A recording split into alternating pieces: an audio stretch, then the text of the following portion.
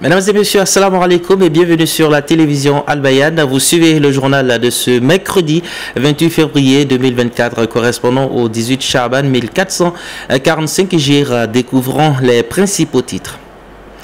Une centaine de femmes arborant le voile prépare le week-end à une conférence sur les difficultés qu'elles rencontrent en entreprise, une initiative de l'ONG Ilma Action dans le cadre de la journée mondiale du voile Hijab Day. Et puis l'ONG Enfants et Seniors a une pensée pour les démunis de Koumassi. Elle a offert récemment des vivres à 53 orphelins du centre orphelinat Konaté à Kokagbe. À Adjamé, le maire Farik Ousmaro a procédé hier au lancement des souscriptions à l'endroit des commerçants désirant bénéficier des magasins du plus grand marché de l'Afrique de l'Ouest. La fin des travaux est prévue pour décembre prochain. En marge de la journée mondiale du voile célébrée chaque année, le 1er février, l'ONG Ilma Action a marqué la première édition de sa journée de sensibilisation sur la prescription divine du voile et ses implications professionnelles pour les femmes musulmanes. L'activité s'est tenue ce week-end à Cocody. Faisons le point avec Mohamed Ouattara et Safiat Kouyaté.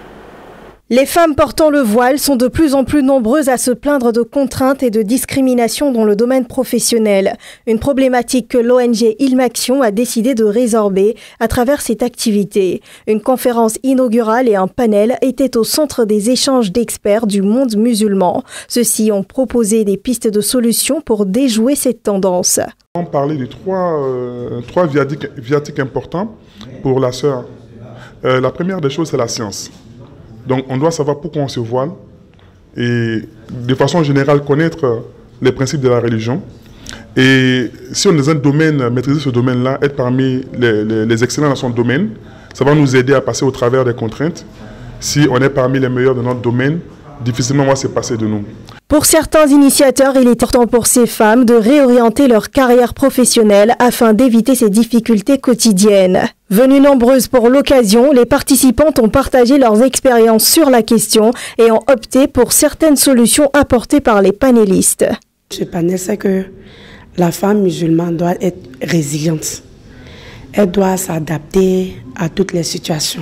Il ne faudrait pas que les contraintes liées au port du voile l'empêche de mener certaines activités dans la société. Il faudrait qu'elles se mettent au-dessus de certains obstacles. Permettre et orienter les femmes afin de vivre une vie professionnelle épanouie, voici là l'objet phare de cette initiative de l'ONG Ilma Action.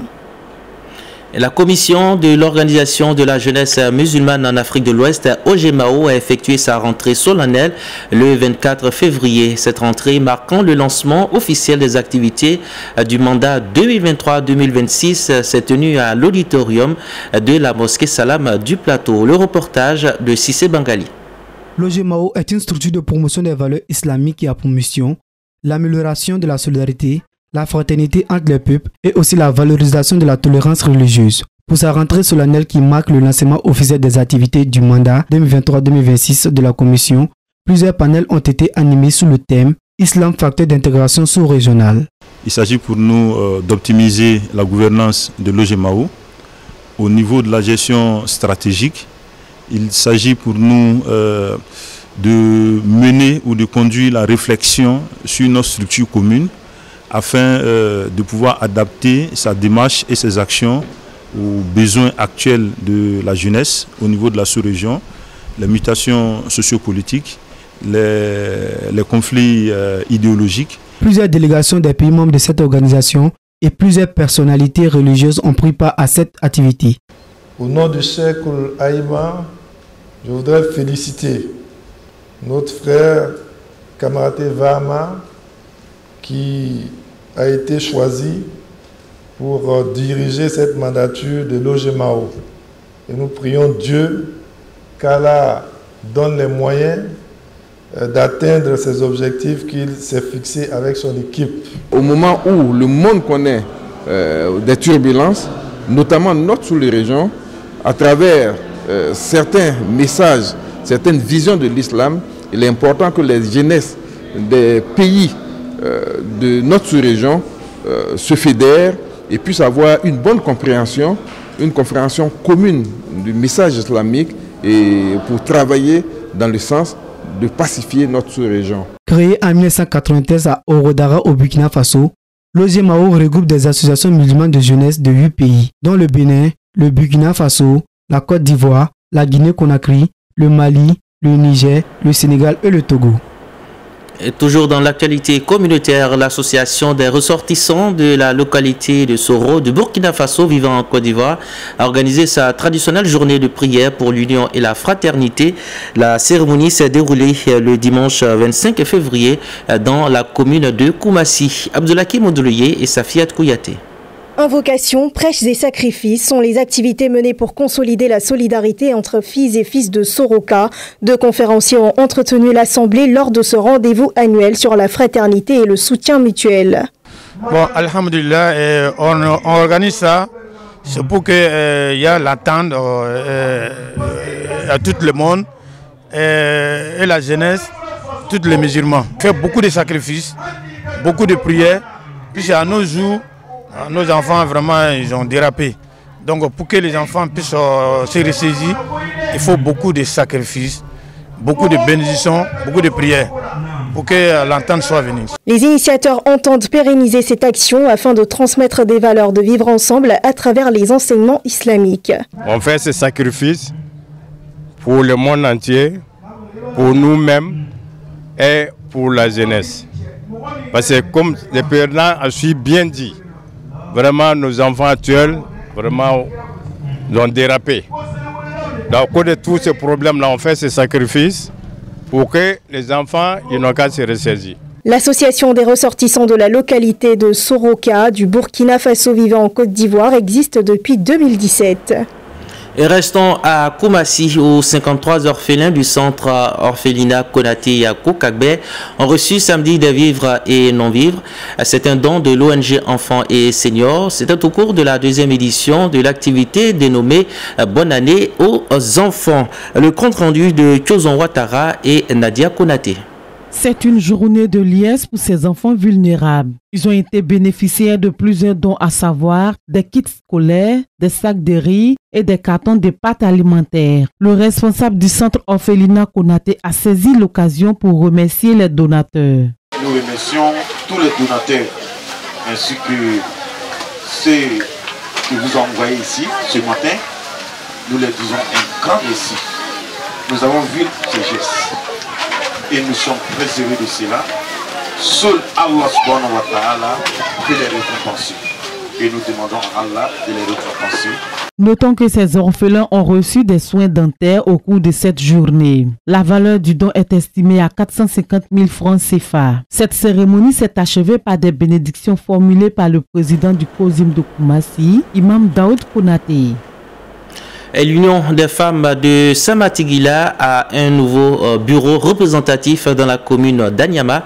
Sa présidente a été investie en la personne de Massatie Diaby ce week-end, en présence de la présidente nationale Diaby Makani et du maire de la commune d'Anyama. Suivons le point avec Rasman Kaboré et Safiat Kouyaté. L'Union des femmes de Samatigila t'investit ce jour en qualité de présidente des femmes de l'UFS Anyama. C'est par ces mots que Massatie Diaby prend officiellement les rênes de l'Union des femmes de Samatigila, section Anyama. Investie par la présidente nationale, par ailleurs vice-présidente du Sénat, elle a profité de l'occasion pour rappeler les objectifs et la vision de l'Union aux nouveaux membres. Mesdames et messieurs, chères mamans, chères sœurs, l'Union des femmes de Samatigila regroupe toutes les femmes originaires de Samatigila et de la diaspora autour des idéaux de paix, de développement, d'autonomisation de la femme. Elle a pour objectif prioritaire de renforcer l'union, l'entente et la cohésion entre ses membres en posant les jalons d'une société féminine épanouie et émergente. Marraine de cette investiture, la première responsable de la commune d'Anyama a réaffirmé son soutien pour la bonne marche de l'UFS Anyama. La cérémonie de ce matin qui consacre l'investiture de notre présidente et son bureau me donne suffisamment d'arguments pour vous accompagner car il est plus facile d'aider un groupe qu'un individu. Je voudrais vous assurer de mon soutien constant. La présidente nationale de l'UFS a offert 100 bouteilles de gaz aux femmes de Samatigila de la commune d'Anyama. Au total, cette autre femme aideront Massatié Diaby dans sa tâche à la tête des femmes de Samatigila de la commune d'Anyama. Et la 10e édition de la cérémonie de prière initiée par les descendants du cheikh Somokro Moussa a eu lieu samedi sur le mont Denguélé dans la ville d'Odiné. Formuler des prières et des vœux pour le bien-être continu de la région est le but de la rencontre. On en sait plus avec Sissé Mama, Youssouf Traoré et Mariam Doukouré. Mystiquement réputé comme lieu d'exhortation des prières, les dignes fils et filles de cheikh Samorokoro Moussa se sont retrouvés une fois de plus au mont Denguélé en vue de prier pour la paix, la stabilité et le développement durable de leur localité. Imam Koulibaly Mamadou a saisi l'occasion pour exprimer sa gratitude quant à la bonne tenue de la cérémonie. Cette initiative, appréciée par les participants, a été marquée par des prières ferventes pour le développement et la stabilité du pays.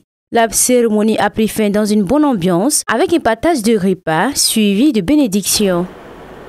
Un mot de culture dans ce journal. L'ASCAD, l'Académie des sciences et des arts des cultures d'Afrique et des diasporas africaines à 20 ans. En prélude à ces festivités, une conférence inaugurale sera animée ce jeudi 29 février par le vice-président de la République, Tiemoko Meliette Kone, autour du thème formation, éducation et emploi. Mais avant cette conférence, le professeur Kwadio Jérémy, rapporteur général du comité des 20 ans de l'ASCAD, a accordé hier une interview à la télévision Al-Bayan. Plusieurs questions sont passées en revue dans les défis du développement de la science en Côte d'Ivoire. Scientifiques, nous avons apporté beaucoup de choses. Je ne pourrais pas les énumérer toutes, mais nous faisons des conférences sur les mathématiques, sur les sciences. Par exemple, il y a 2 ans, nous avons organisé les journées scientifiques à Korogo, où le domaine des sciences naturelles est allé pendant 3 jours faire des conférences là-bas sur le changement climatique, etc., etc. Au niveau des lettres, nous faisons des conférences sur tout ce qui concerne le domaine de la réflexion. Par exemple, nous allons faire une conférence à Bouaké sur les peuples de Côte d'Ivoire, par exemple. Et puis en ce moment, nous avons un projet important avec la Chambre des rois sur les us et coutumes.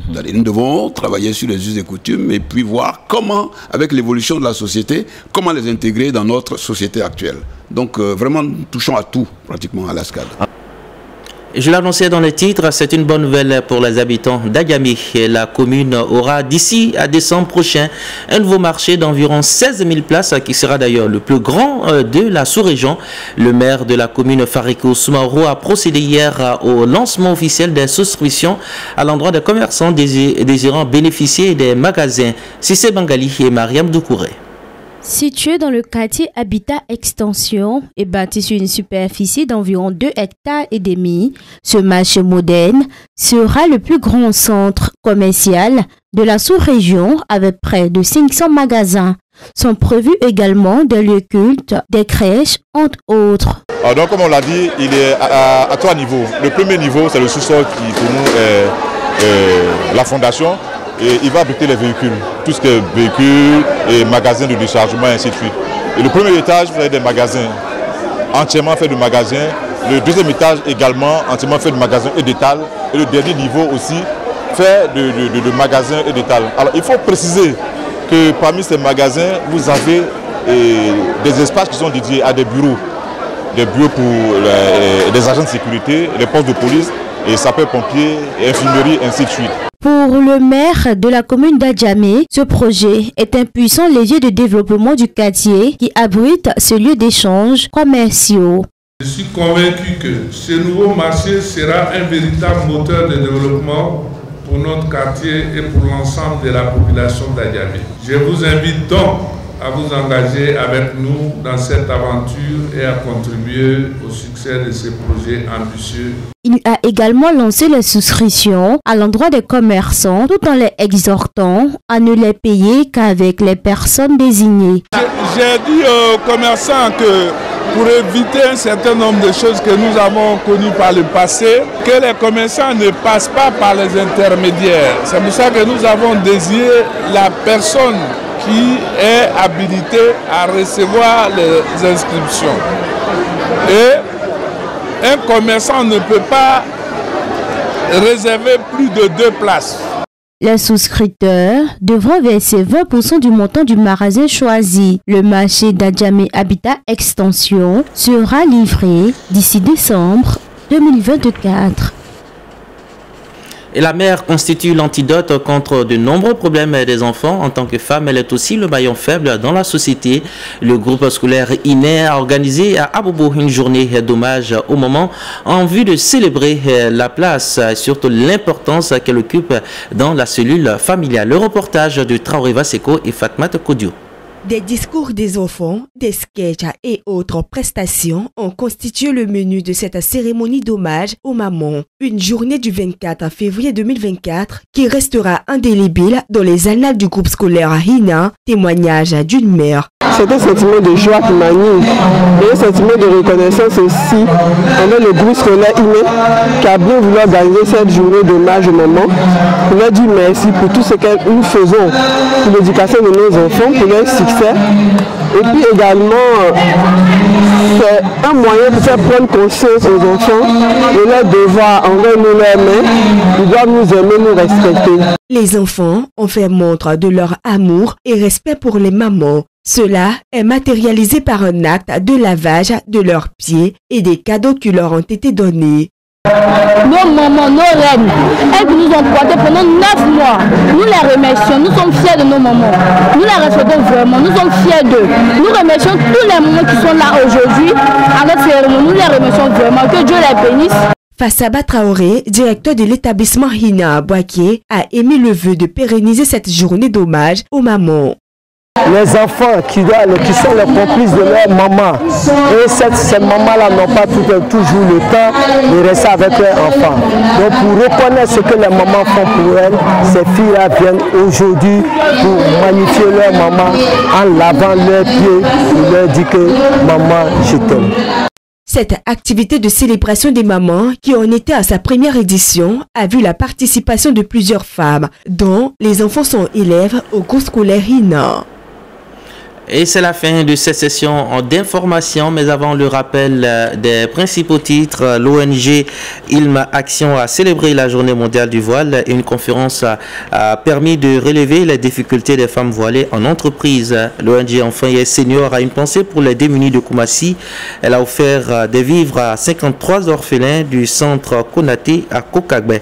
Et enfin, le maire de la commune d'Adjamé, Farik Ousmarou, a procédé au lancement officiel des souscriptions à l'endroit des commerçants désirant bénéficier des magasins du plus grand marché de l'Afrique de l'Ouest, dont la fin des travaux est prévue pour décembre prochain.